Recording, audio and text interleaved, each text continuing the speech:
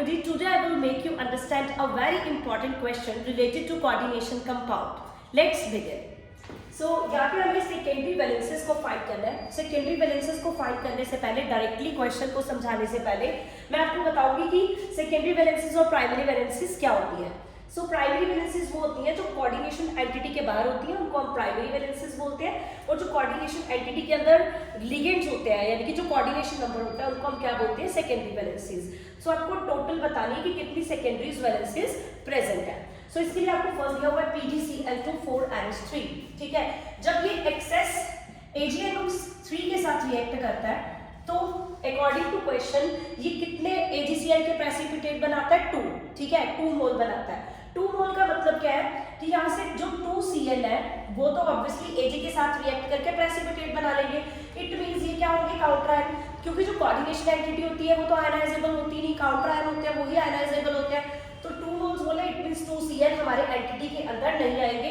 तो हमारे एंटिटी के अंदर क्या आएगा, PdNH3 4Cl2 एंटिटी से बाहर. सेकेंड में हमने कहा जब ये भी सेम AgNO3 के साथ रिएक्ट करता है तो 2 मोल ऑफ AgCl बनाता है, यानी कि यहाँ से भी 2Cl क्या हो जाएंगे बाहर, क्या हो जाएगा हमारा NiH2O6, ये एंटिटी के अंदर, ये एंटिटी से बाहर. नेक्स्ट थर्ड के अंदर हमारे पास कितने आते हैं, 0, यानी कि यहाँ पे जो Cl है वो होएगा, रिएक्ट नहीं करेगा, प्रेसिपिटेट बनाएगा ही. ठीक है, अगर प्रेसिपिटेट नहीं बनाएगा तो सब कुछ हमारा एंटिटी के क्या होगा, अंदर. ठीक है, उसी अकॉर्डिंगली हमारी सेकेंडरी वैलेंसेस आ जाती है. COCl3.4NH3 कितने बन रहे हैं, 1. Cl3 कितने हैं, 3. और लेकिन जो प्रेसिपिटेट है वो 1 ही बना रहा है, तो Cl3 में से जो एक क्लोरीन होगा वो बाहर हो जाएगा और 2Cl जो होंगे वो हमारे एज अ लिगेंड का काम करेंगे. ठीक है, नेक्स्ट आ गया PtCl2.2NH3.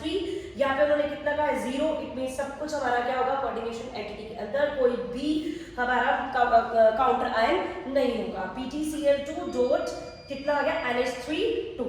सो ये हमारा पूरा का पूरा एंटिटी के अंदर होगा. सेकेंडरी वैलेंसेस कितनी होगी, इसकी सेकेंडरी वैलेंसेस कितनी है, 4. यहाँ पे सेकेंडरी वैलेंसेस कितनी है, 6, 4. यहाँ पे भी कितनी है, 4 and 2 6. यहाँ पे कितनी है, 2 and 2 4. ठीक है, सो इस हिसाब से हम कोऑर्डिनेशन एंटिटीज को देख के इजीली सेकेंडरी वैलेंसेस को बता सकते हैं. Thank you.